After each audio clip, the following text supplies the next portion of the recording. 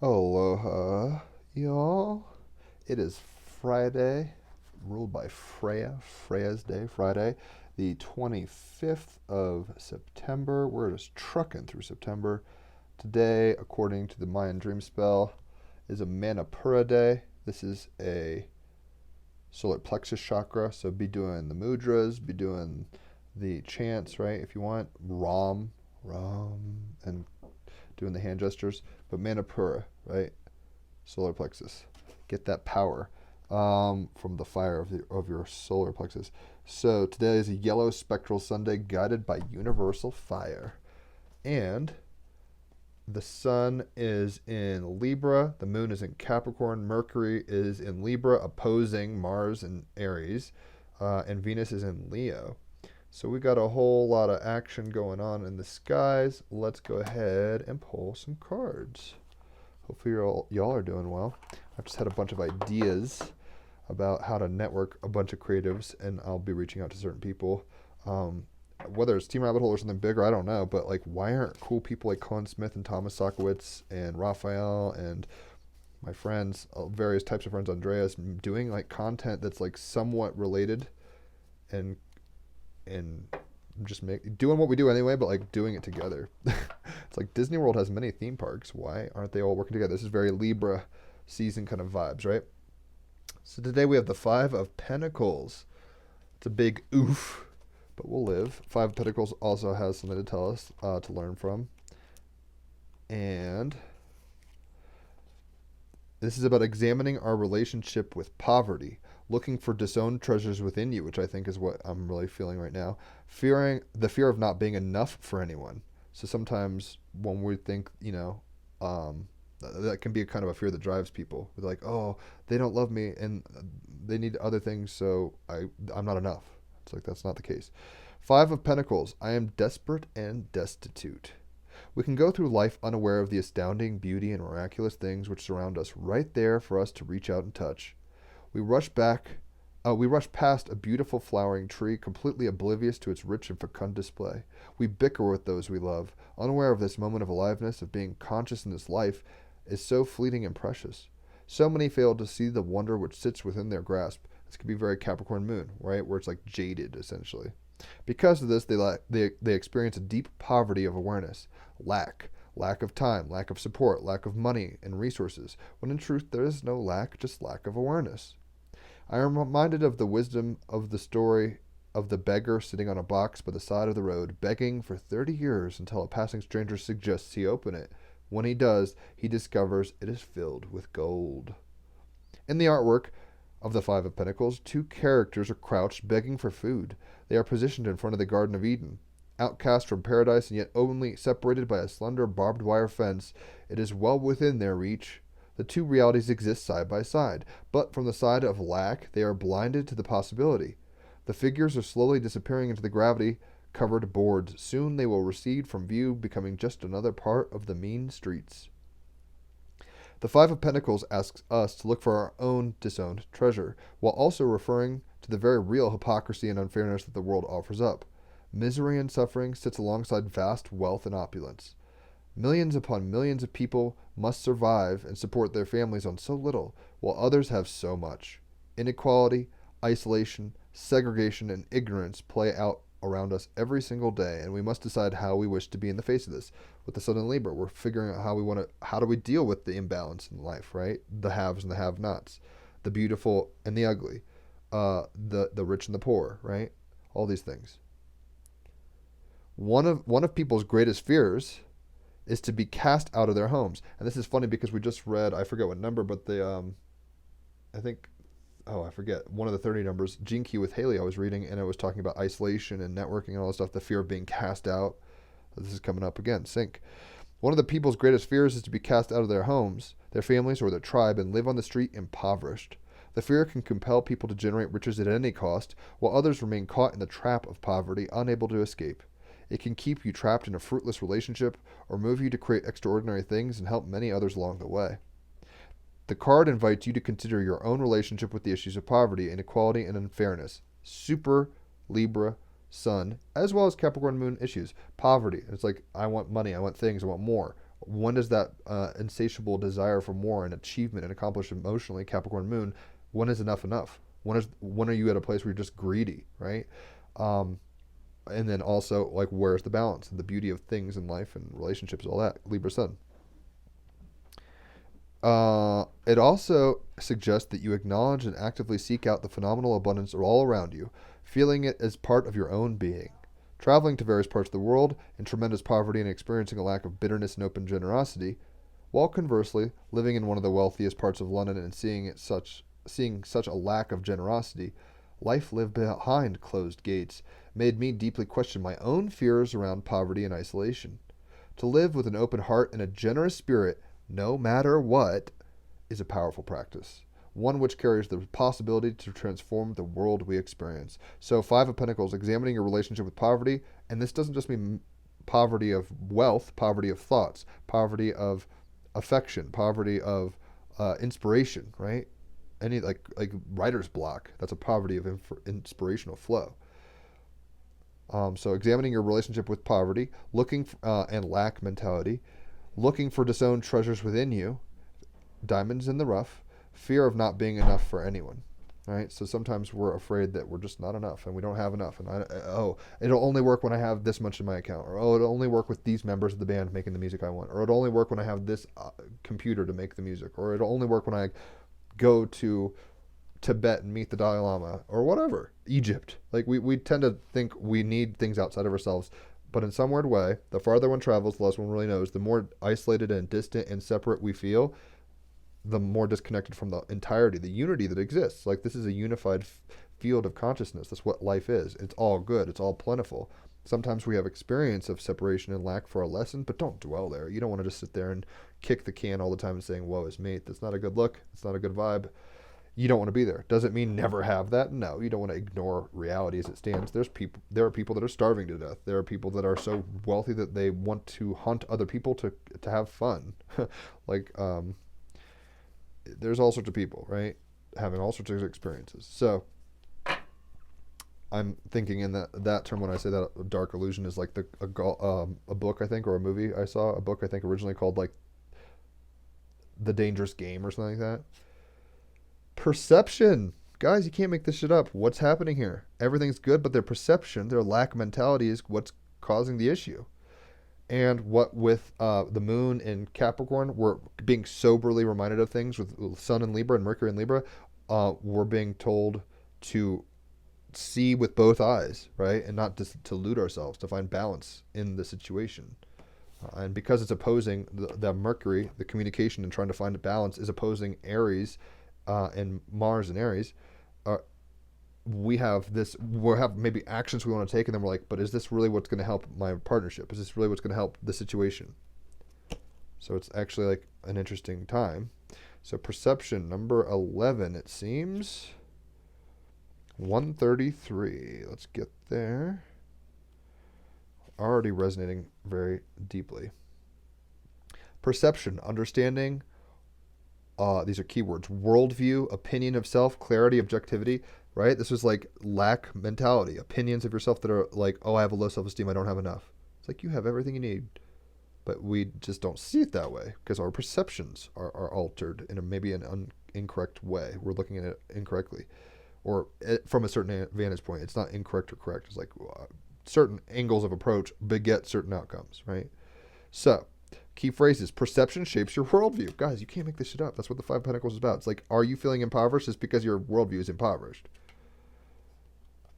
Right? Understanding what your senses tell you, knowledge and understanding are limited. Changed perception cannot be unchanged. Is your perception clouded? Taking the high ground, seeking a new perspective, challenging your perceptions. Who influences your perception? Do you have all the facts? Representing yourself honestly and watching for false perceptions. So moon and Capricorn, it's like, who's cheating me? Like, do I have all the facts? Do I know what I'm talking about? I'm an expert. Meaning, perception, the fifth of the influence cards, pertains to the organization, identification, and interpretation of sensory information in order to understand what we sense and experience. When the perception card appears in your reading, it symbolizes an opportunity or need to look at how you analyze and interpret your experiences, and how your interpretation then influences your choices and ability to see and weigh options and opportunities. How you see is what you get. Like if you sit around saying, "Oh, the world is trash and I'm broke," you're gonna find yourself in that situation. But if you're like, "Oh my gosh, I'm in the Garden of Eden and everything's awesome," it's gonna be a very different trip. I promise you. Our lives are built upon the foundations laid by our perception. How we perceive the world and those around us influences our ability to learn, our understanding of the cause and effect, our ability to see and weigh our options, and to make decisions. There is no area of our life that is not influenced by our perception. Our lives can be empowered and fulfilled because how we perceive our reality gives us confidence. Our lives can be destroyed in an instant if our idea of what is real is revealed to be a lie and our perception is shattered. That can be the dark side of Capricorn Moon, where it's like I shatter illusions emotionally. The safety and comfort of the Cancer. This is on the opposite side, Capricorn, right? So it's like I'm gonna make tough love, right? Hard pills to swallow. Our perception can be accurate and precise, kind of like in the Matrix, where it's like, oh, I know life is weird, but I don't know how weird. I take the red pill. Holy shit! What do you mean I'm a battery for robots? Crazy, crazy. Talk about perception changing. Our perception can be accurate and precise. It can also be false and founded in misinformation, illusion, and imagination. Our knowledge, the knowledge we possess that is born of education, study, and practical application, can increase our perceptiveness. However, our knowledge can be limited. It can be inaccurate and flawed. For example, our knowledge of other people is limited by the fact that we only know what they reveal to us, and then we process and analyze that information by making comparisons to ourselves. However, they are not us. Once again, the Libra Sun, balancing the scales, right? It's like they are not us. We are in relationship, but there's two sides to the coin. They might be like us in some ways, but completely different in more ways. We do not know their innermost thoughts and feelings, so what we know of them is often based on little fact and a lot of assumption. And assumptions as out of you and me, right? Not a good thing, assume. Have you ever heard the story of the 6 blind men and the elephant? They each stand before the elephant, and imagine the elephant is reality, or life, or however you would put that, the Tao. The first man stands at the elephant's head, his hands upon the elephant's trunk. Because of the way the elephant's trunk is shaped and feels moving beneath his hands, he believes that the elephant itself is like a snake. The second man stands at the elephant's tusk. Because of the way it is tapered and pointed, because of the way its tapered shape and pointed end feels beneath his hands, the second man believes the elephant is like a spear. The third man stands at the elephant's ear. Because of the way it is shaped and feels flat and waving from side to side, he believes the elephant is like a fan. The fourth man stands at the elephant's leg. Because of the thickness and strength of the elephant's leg, he believes the elephant is like a tree. The fifth man stands at the elephant's side. When he feels the mighty expanse, he believes that the elephant is like a wall. Finally, the sixth man stands at the elephant's tail, and because of the way it feels, he believes that the elephant is like a rope. With 6 totally disparate opinions, because everyone has a perspective, so we have to honor that. It's not untrue. Everyone has an opinion. Based upon the information each blind man possessed, the men fall into conflict. They disagree about the perspectives, right? That's the whole point. Perceptions. Each believes he is right and the others are wrong, and that's the ego that can enforce this in a very bad way. The blind men begin to war with each other, so fixated on their own beliefs that they are willing to inflict harm. They've experienced something true for themselves, but their unwillingness to even open their mind to the fact that they might not see the full picture causes strife and disagreement. Not a good look. This is why people have disagreements. Everyone has the right, and everyone is necessarily perceiving things differently. No two people agree fully. Know that. There are very few certainties in reality. Quite frankly, I think nothing is certain, right? But one certainty I think we can all agree upon at some level is there is no complete agreement between people, right? Perceptions alter that. Even people that are like, we belong to the same crew and we vote the same way and I say the same thing at the same time, it's like they still have different fantasies and dreams and diets or whatever. Suddenly, a sighted man comes upon them and shouts for them to cease. Oh, you mean he's woke? His eyes are open. He asks them why they are fighting, and so each of the blind men tells them the tale. The sighted man looks at the elephant and then to the blind men before him. He says, but you are all right. The elephant's trunk is like a snake. The elephant's tusk is like a spear. The elephant's ear is like a fan. The elephant's leg is like a tree trunk, and his side is like a wall. His tail is like a rope. But you are so also wrong, because each of the parts you have touched are all just parts of the whole elephant.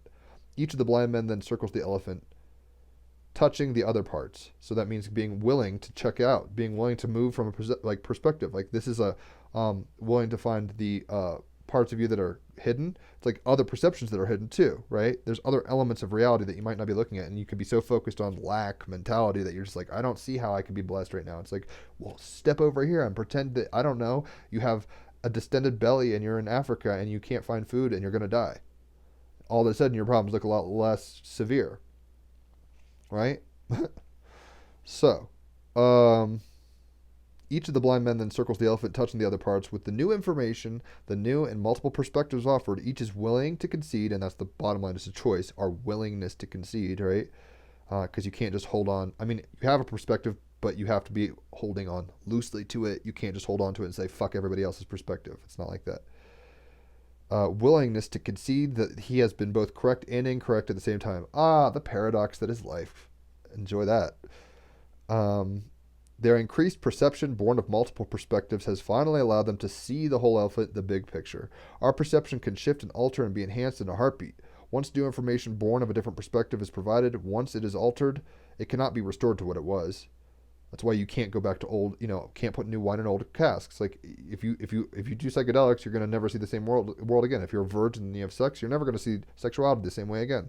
If you're, never use money and then all of a sudden you know what money is, you're never gonna see the world the same way again.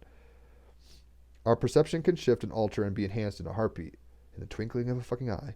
Once new information born of a different perspective is provided, once it is altered, it cannot be restored to what it was. Having touched all of the parts of the elephant, the blind men could no longer hold fast to their original opinions. That is exactly what happens to Agent Smith between the first and the second matrices. He had a very rigid perception.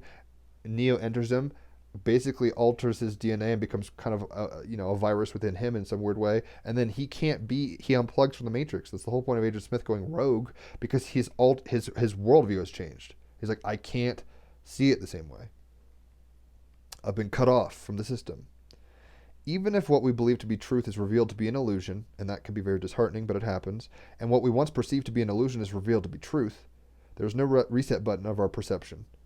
Our perception of what is simply changes and alters as our awareness increases. That's usually why people who do psychedelics have religious experiences. So if they're like, you don't usually find people doing psychedelics and being atheists. Let's just put it that way. Usually it causes people to be like, holy shit, there's a lot more to the picture than meets the eye, and I was wrong. I had a closed worldview, right? That's what like religious experiences do. Lieutenant Dan in Forrest Gump, he had a very fixed. He's like, I'm supposed to die, and I'm supposed to do all this shit. Very Capricorn moon. It's like, I have a duty in my lineage to die in the fucking dirt like my family, just like in their body imprint. And he didn't do it, so he felt discouraged and distraught because he wasn't doing what he expected to do. His expectations were rigid. And then he had a moment where he like let it all out in the ocean, and then he kind of came to a new place. And he's probably a place of self-acceptance in an expanded mind worldview. Where it's like, I can be who I am, this legless kind of man now, and work on a shrimp boat. That's my destiny now. And he kind of came to peace with it, right? But because he was stuck in a certain way, he was like, I was supposed to be this, and I'm lack. Like, I'm not fulfilling my destiny. And he wasn't happy with what was. It's all good always, but we have to be like aware that our situations, our perceptions create our situations and how we operate in those situations largely. Every change to our perception changes our reality, and every change to our reality influences the choices that we make. So, that's what's up. Can't make this shit up. It's super synchronistic already. Hopefully you guys are vibing. If you think someone's going to really benefit from this, and we aren't even fucking halfway through the cards, tag somebody, share it. This is going to be a fun one. I could just tell. I feel it in my bones. So we're going to get a Galactic Heritage card. Let's see what wants to pop. Being the Mentors, 77. This is an Earth timeline. Right? So what happens when we change our perceptions and we be the change? Like the whole point of that guy with the elephant who's like, hey guys, chill out. Everybody's right, everybody's wrong. That's a mentoring position. He was coming from a place of wisdom and higher perspective. Right? So let us too do that and see what that might mean on Earth in the timeline of the future. Being the Mentors. Earth 77. Being the Mentors future timeline. Since ancient times, our planet has had non-human mentors who have helped us through our evolutionary challenges. Perceptions being limited. Evolutionary challenge. Eventually, humankind will be mentors for other lesser evolved species we will encounter in the universe. But even now, we have the responsibility to spiritually mentor those on Earth who ask for our help without forcing it. You may be called on to do this in this life because you have done it in other lives and other worlds. Trust in your ability to help others, even if you think you don't know how. That guy, all he had to do with the elephant example was be like, yo, you guys realize you're all right and you're all wrong. He wasn't enforcing, he wasn't picking sides. he had an ability to be a mentor, right? And maybe he walked up to the situation and was like, how do I get these guys to stop fighting? And he had the power, with clear mind, clear thought. Let your words and deeds come from your heart. That is all you need. Be authentic, right? And be kind. Awakened species all know that the process of mentorship and apprenticeship is a natural part of evolution. For millennia, evolved species have mentored lesser evolved species as a gesture of love, respect, and welcoming to the galactic community. Since the ancient days on Earth, evolved species mentored the early human species and still continue to do so, even though currently those mentorships are almost done quietly, mostly. Humans, once awakened, will be called on to pass along the service to another lesser evolved species. If this card comes up in your reading, it may have several meanings. It could be referring to a mentor who works with you now, human or ET, and is a role model for you. It may also mean that you need to open to this type of mentorship. You don't know everything. Your perspectives might be limited. You might be stuck in a worldview that's actually finished its, you might be down here being like, well, this is all life is. And it's like, no, life is so much more. Get somebody to help you see that. Get someone outside of yourself to help you see broader vistas, more perceptions. That's what mentorship is all about. It could mean that you need to open to this type of mentorship, or it may mean that the universe is asking you to become a mentor for another person in your life.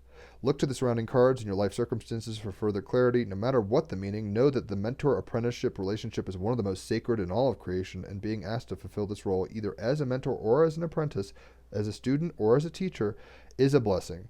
Embrace this role with your heart full and notice how it enriches your life. We're all students and we're all teachers, so we're both and. It's a simultaneity. And it's just a matter of perspective in a sense. Like, even anybody who's a teacher who says I have nothing to learn, watch out for them.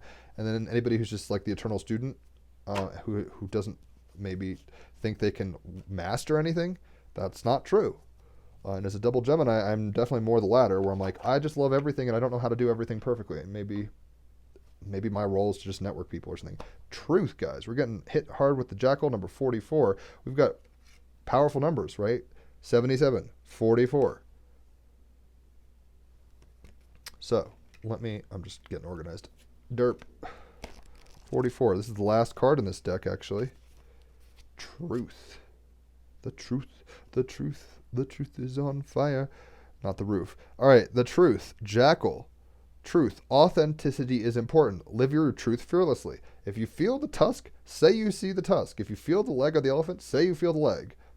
But be willing to be open to the fact that there's multiple perspectives. But live your truth fearlessly. Someone around you is not telling you the truth. Do not fear what you cannot control. Man, that's a big one, right? So sometimes we can't control if we're in the dumps. And we're like, oh my gosh, I don't have enough money to pay the bills this week. It's like, well, be grateful and adapt and ask for help or learn, figure out ways to make extra income, all that kind of stuff, right? You don't just sit here and wallow. Though maybe there's a season where you cry for a minute and get over it. Don't just stay down. Your perception is going to influence how you act, and be looking to others, be looking to guardian angels, right? Fairy godmothers, Mr. Miyagi's, Yoda's. You need mentorship, right? Everybody does. Even Darth Vader needed the Emperor, Senator Palpatine, right? Emperor Palpatine. So we will all leave a legacy, so you should consider what this might be for you. Death is part of life. Mythos. The majestic jackal-headed god Anubis stands next to the embalmer. He guides the embalmer's hands so they perform the correct actions and listens in satisfaction as the proper incantations are made. Infinitely gentle, Anubis takes great care of the tender new souls who have passed on to the next world, the afterlife. He travels with them, reassuring them, making them comfortable upon this surprising journey, and then taking them to the goddess Mot, she who is law. Capricorn moon. It's like the law. It is she, and she's weighing, here's the sun in Libra, right? It is she who will weigh their souls against the lightness of a feather, the scales.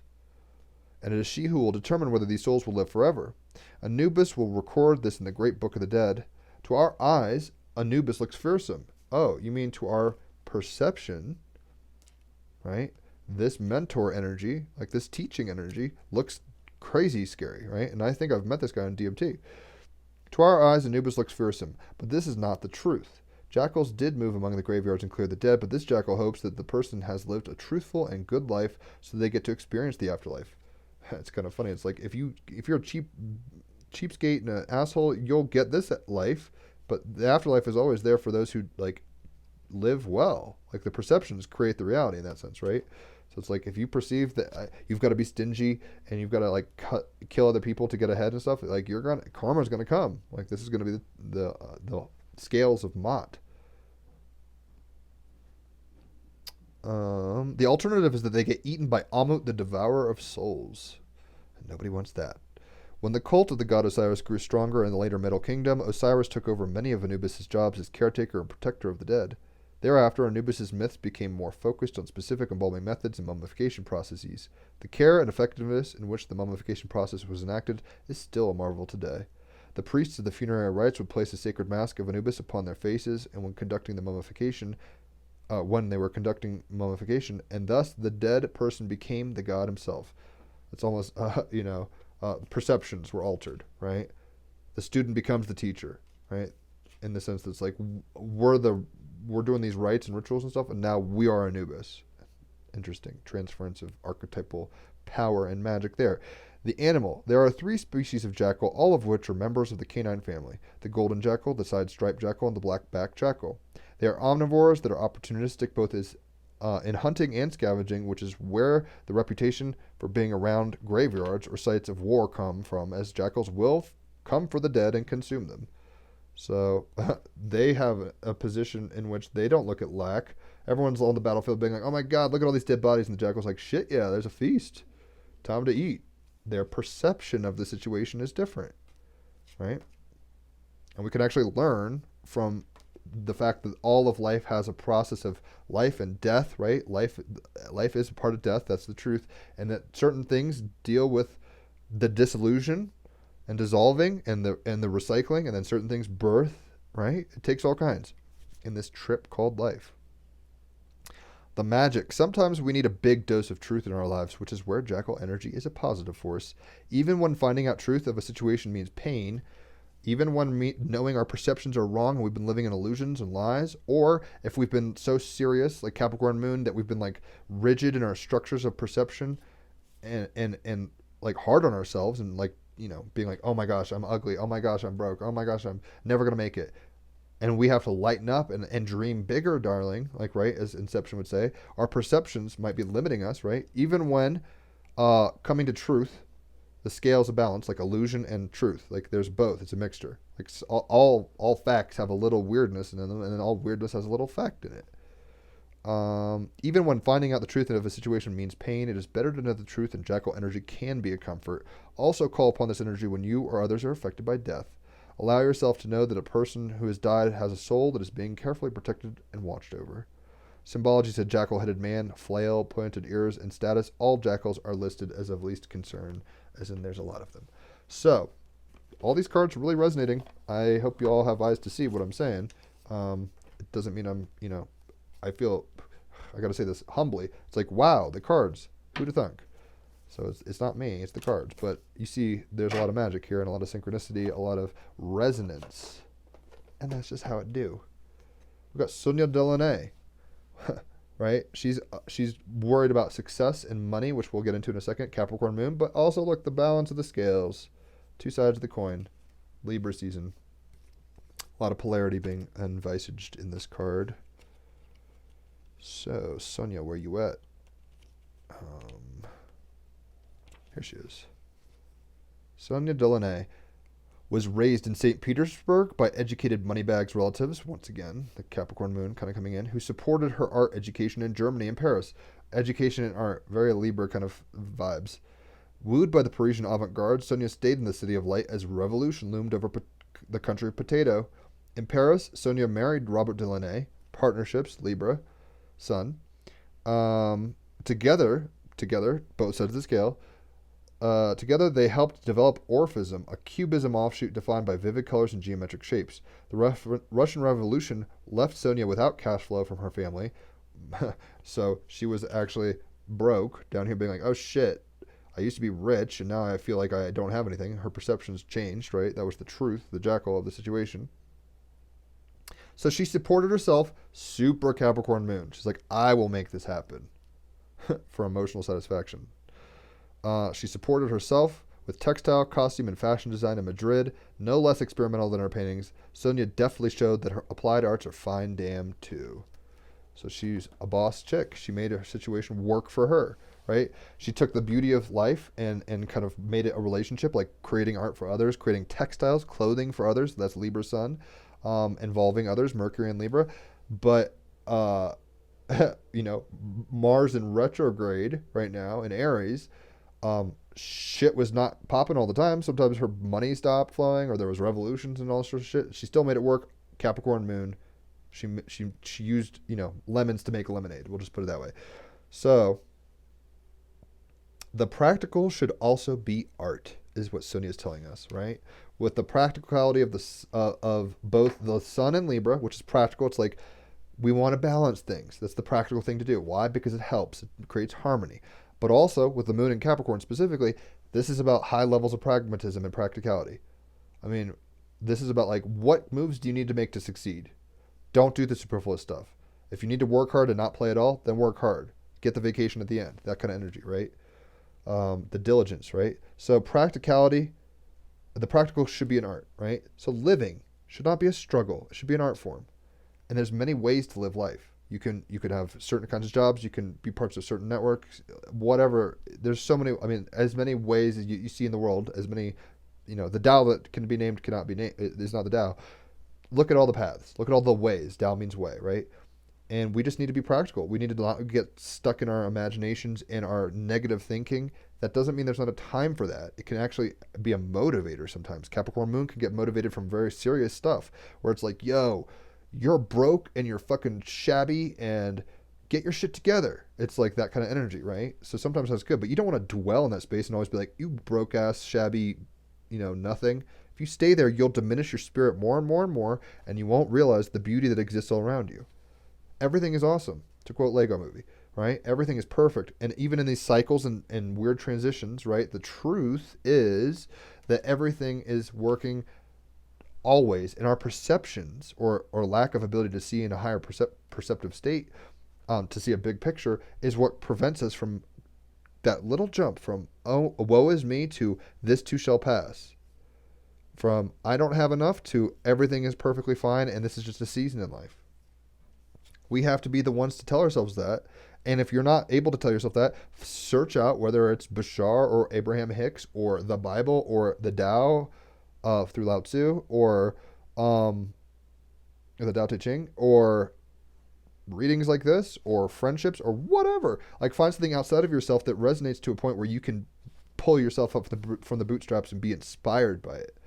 Because mentorship really includes not only changing a perception, so like knowledge acquisition, right? Going from ignorance to balancing it. And, you're never going to fully know anything. So it's like, how do I go from ignorance to like practical understanding? Through perception shifting, which is learning in that sense, but also being inspired. Like mentors, usually like the teacher in Good Will Hunting, Robin Williams, he was inspiring to Matt Damon, and Matt Damon inspired him, and that was the whole relationship there. He's like, you're the fucking coolest student, and you got to get your shit together. He's being very Capricorn. He's like, you're deluding yourself. You use your superiority as a weapon, all this kind of jazz. If you haven't seen Good Will Hunting, it's a good movie. But there's things that the teacher needs to learn from his student. It's a both and. They're both teacher, both student, and they have a relationship, right? Luke learns as much from Yoda as Yoda learns about, like, oh my gosh, because Yoda's like fixed. He's like, he's too old for this shit. He will never learn. All this kind of stuff. And he has to learn. He's like, oh shit, no, this guy can't really fucking do it. See what I mean? The practical should also be art. So Luke getting fit to combat Darth Vader was doing fucking climbing vines and lifting rocks with his mind and X-Wings and all sorts of stuff, right? Although that was Yoda. But the point is, the practical should be an art. Like you can bring finesse and beauty to the mundane. It's a matter of shifting your perceptions. Everything is awesome all the time, but we maybe not seeing it that way. That's the truth, right? And there's a season for everything. So sometimes you're going to be rich. Sometimes you're going to be poor. Don't make your worth built off that. Sometimes you're going to feel beautiful and awesome. And like, I can't make mistakes. Sometimes you're going to be like, I can't get anything right. And oh my gosh, I'm breaking out. And oh my gosh, I don't want to get out of bed. I'm bloated.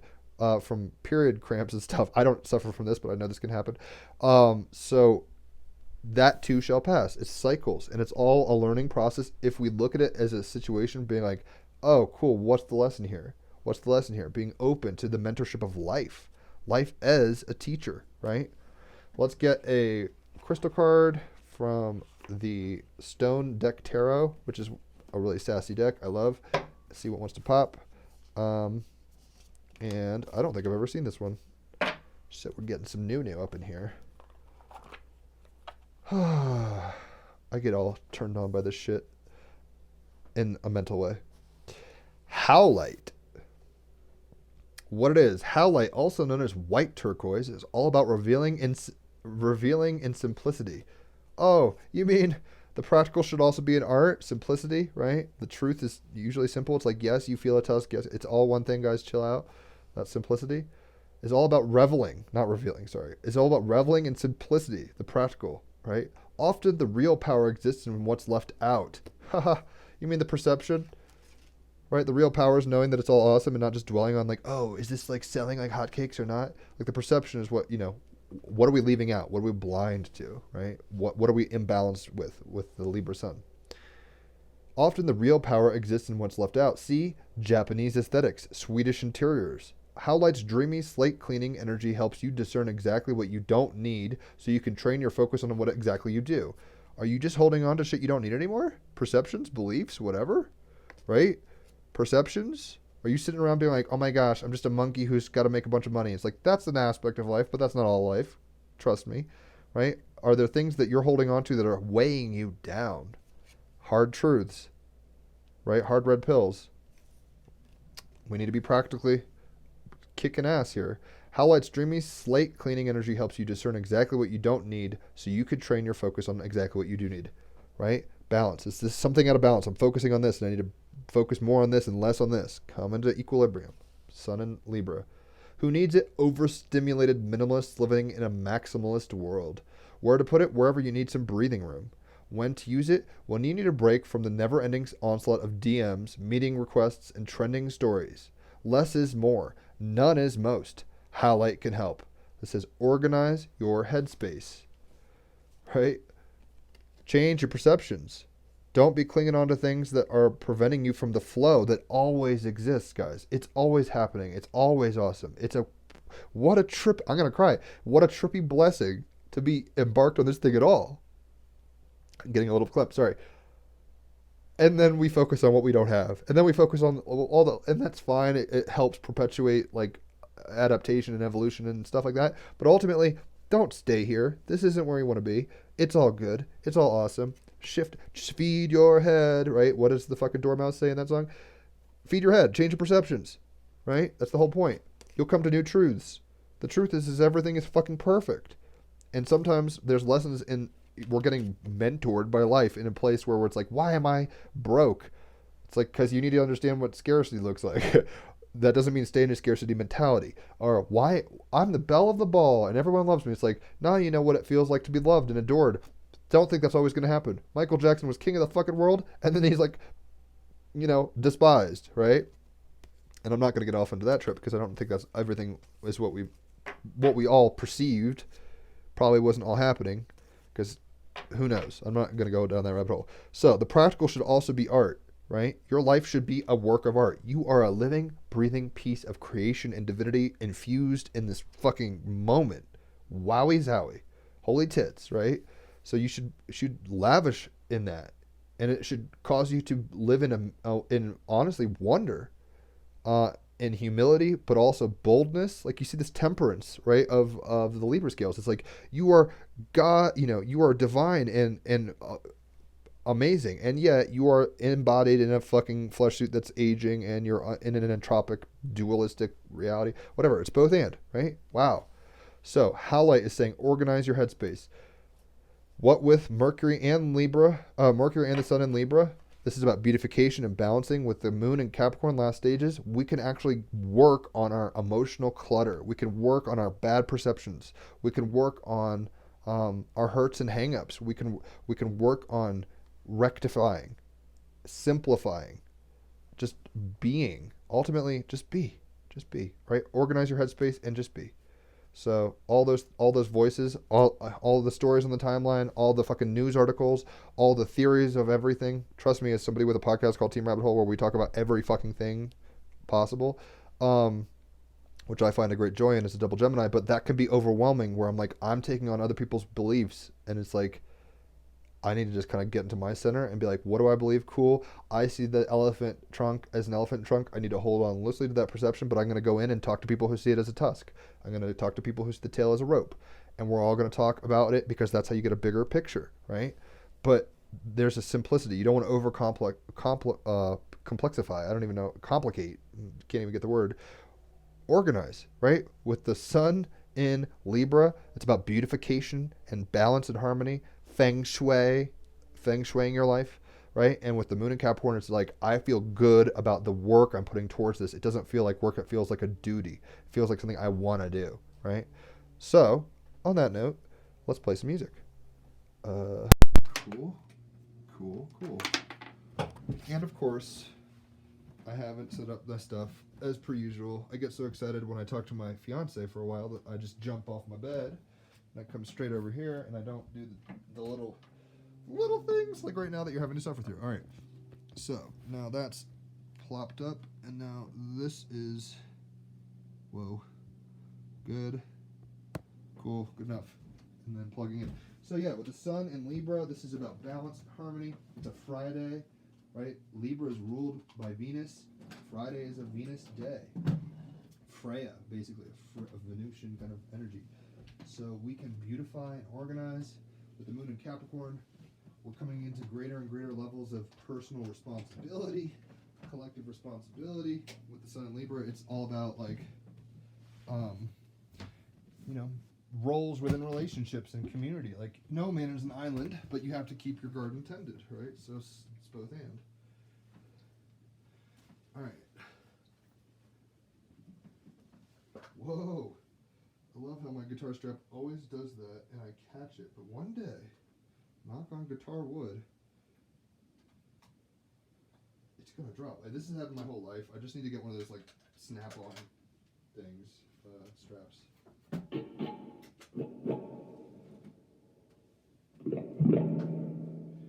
All right, so.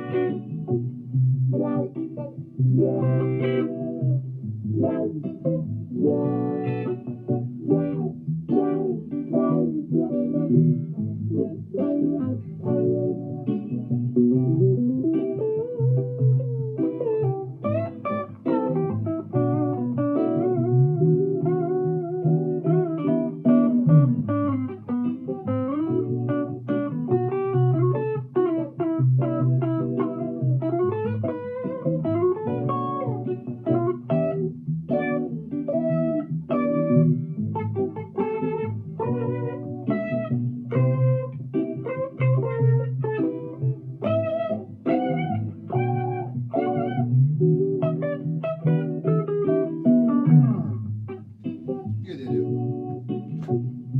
So Five of Pentacles. It's all about perspective. You could have the blues and it can work, right? So, I just realized this sounds a little like you'll be here alone, but a man alone again. Oh, I can't remember his name. Mac DeMarco. A little bit like a Mac DeMarco song. All right, whoa. So that's all washed out. Let me just fix this. And that's better. All right, so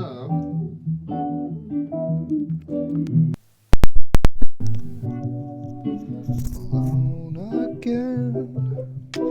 Alone again. Alone is a perspective, and you're never alone. You're always surrounded by everything you need. Quite frankly, you have the ability to transcend your perceptions. That's what the Five of Pentacles is all about. So this is about looking beyond your perceptions. You might be attaching to the incorrect perceptions. There's no correct or incorrect. Less helpful perspectives. They have a season, they have a place. Let them rise, let them fall. Don't cling. Hold on loosely to even your perceptions. That's how you come to truth. That's how you come to greater wisdom, right? Try to seek truth through means by which you don't normally go. Ask for help. That's what mentorship is about. Give your information and help. That's what being a teacher is all about. We're being called to do that, right? To spread truth, to spread awareness, to raise vibes, to even be aware of the valleys as much as the peaks, like both and. Libra life. We're even seeing quite a bit of simultaneity within the balance of the scales behind her and the black and white patterning. Both and, right? Simultaneity. She's saying the practical should also be art. It's both practical and art. Functional, beautiful, right? And we should be getting, with Howlite, organizing our headspace, right? Getting out of your head and into your heart. Don't be so stuck on perceptions that you don't see the forest for the trees, right? That you get stuck in a perception. Whether it's everything is awesome all the time. I mean, I got to pull back. You're going to have valleys. You're going to have peaks. Both are acceptable. So in that sense, everything's awesome. But when I say everything's awesome, with the peak experiences fade and valleys give way, right? So realize that your perceptions will shift, especially depending on what kind of information you imbibe and how you share it. You'll come to new levels of truth and understanding within yourself and hopefully in community to some degree. Libra season is all about partnerships and community. So Sonia is telling us the practical should also be art, right? Try to make your perceptions, try to feed yourself, but make it an art. Try to clothe yourself, but make it an art. Try to have relationships in alone time, but make it an art. Don't just sit there and be like, I'm only alone all the time. I'm so bummed. Like, to try to be aware of the script you're telling yourself, the story you're telling yourself, right? Howlite, interesting stone, is saying organize your headspace. So hopefully that makes sense. If you want a reading, holler. I love giving them. People like getting them, so that's always mutually beneficial. And if you liked what you heard today, tag people, share people. I'm sure the message can be sown in hearts and minds that whoever comes to mind when you think that, tag them or share it. Let other people see what you're seeing. No podcast today. I messed up the schedule yesterday, so we missed some podcasts. They'll come back. But yeah, just take a minute to organize your mental space, right? With the solar plexus day, we have the ability to burn through the fire of practicality, to burn through illusions, right? To clear the clutter in our mind, to see what our perceptions are and be truthful with what our perceptions are, but also be willing to learn, mentorship, to be taught and to teach, both and, simultaneity. Learning can be an art. Teaching can be an art. The practical should be an art also. So both and life. Hopefully you guys get that. Hopefully this all made sense. Hopefully you have a good Friday. Enjoy the weekend if it's a weekend for you. And just keep on enjoying the film as it passes by. Try to witness well. That's really the bottom line, right? Adios, amigos.